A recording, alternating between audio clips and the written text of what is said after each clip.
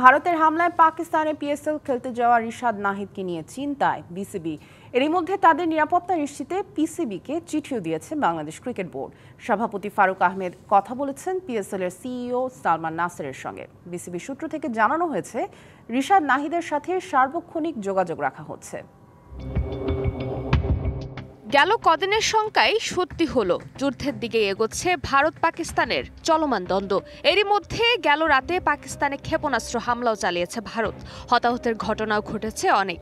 এত কিছুর মাঝেই পাকিস্তানে চলছে পিএসএল, যেখানে খেলছেন বাংলাদেশের নাহিদ রানা এবং রিশাদ হোসেন। ভারত পাকিস্তান দ্বন্দ্বের জেরে তাদের সেখানে খেলা নিয়ে বেশ চিন্তিত এবার বাংলাদেশ ক্রিকেট বোর্ড। বিসিবি সূত্র জানিয়েছে, এরই মধ্যে পাকিস্তান ক্রিকেট বোর্ডকে চিঠি দিয়েছে বিসিবি থেকে তাদের নিরাপত্তা নিশ্চিতে আশ্বস্ত করা হয়েছে। নাহিদ রিশাদের সাথেও সার্বক্ষণিক যোগাযোগ রাখছে বিসিবি।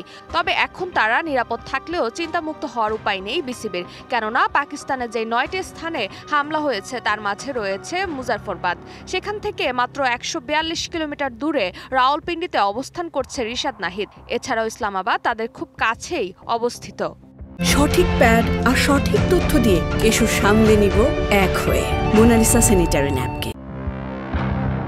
এবারের পিএসএল এ 5 ম্যাচে মাঠে নেমেছে রিশাদ হোসেন, পেয়েছেন 9 উইকেট। কিন্তু নাহিদ রানাকে এখনও এক ম্যাচও মাঠে নামানো হয়নি। গ্রুপ পর্বে এখনও রিশাদের একটি ও নাহিদ রানার 2টি ম্যাচ বাকি রয়েছে। তাই ম্যাচ শেষে তাদের ফেরানো হবে নাকি এর আগেই জরুরি অবস্থায় তাদের দেশে ফিরিয়ে আনা হবে তা নিয়ে ভাবছে বাংলাদেশ ক্রিকেট বোর্ড। এছাড়া এই মাসে পাকিস্তানের বিপক্ষে 5টি টি-20 খেলতে দেশটিতে যাওয়ার কথা রয়েছে বাংলাদেশের। তা নিয়েও এখন দেখা দিয়েছে শঙ্কা।